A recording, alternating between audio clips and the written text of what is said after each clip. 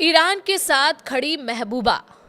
जब पश्चिम एशिया में आग लगी हो, जब अमेरिका और इजराइल पर उंगलियां उठ रही हों और जब ईरान सड़कों पर उबाल ले रहा हो, तब कश्मीर से एक सियासी आवाज गूंजी है। महबूबा मुफ्ती की आवाज, जो खुलकर ईरान के साथ खड़ी नजर आ रही है। नमस्कार, स्वागत है आपका न्यूज 18 राजस्थान के डिजिटल चैनल पर और आपके साथ मैं हूं वंदना त्यागी। अमेरिका और इजराइल के खिलाफ ईरान में चल रहे तनाव के बीच पीडीपी प्रमुख महबूबा मुफ्ती ने ऐसा बयान दिया है जिसने सियासी हलकों में हलचल मचा दी है।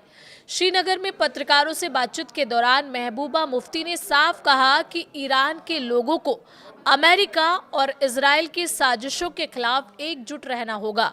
उन्होंने चेतावनी दी कि ये ताकतें मुसलमानों की दोस्त नहीं हैं और जहां भी गई हैं वहां तबाही ही लाई हैं।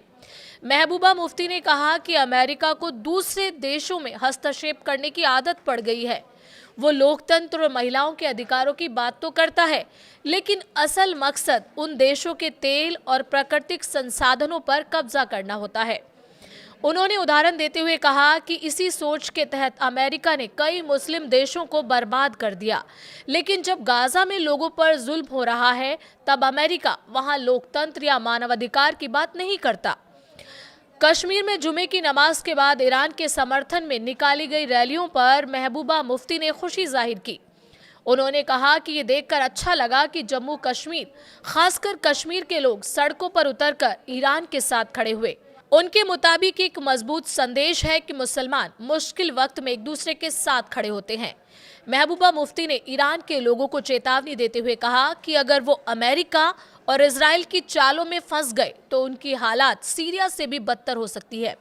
उन्होंने साफ शब्दों में कहा कि हर देश में जनता को अपनी सरकार से शिकायतें होती हैं, लेकिन बाहरी ताकतों को इसका फायदा उठाने का मौका नहीं दिया जाना चाहिए।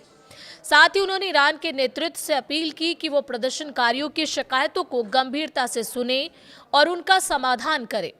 ईरान और भारत के रिश्तों का जिक्र करते हुए महबूबा मुफ्ती ने कहा कि पहले पूरे देश में ईरान के समर्थन में आवाजें उठती थी, लेकिन मौजूदा दौर में लोग विरोध जताने से डर रहे हैं।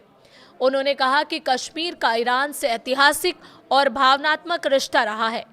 ईरान में पढ़ रहे जम्मू कश्मीर के छात्रों को लेकर भी महबूबा मुफ्ती ने चिंता जाहिर की। उन्होंने बताया कि उन्होंने विदेश मंत्री एस जयशंकर से छात्रों को इस सुरक्षित वापसी के लिए विशेष विमान उड़ाने की व्यवस्था करने का अनुरोध किया है। कुल मिलाकर महबूबा मुफ्ती का ये बयान सिर्फ एक प्रतिक्रिया नहीं, बल्कि एक तरफ सियासी स्टैंड है, जहां वो अमेरिका और इजराइल पर खुलकर निशाना साधते दिख रही हैं और ईरान के साथ खड़े होने का संदेश देती नजर आ रही हैं।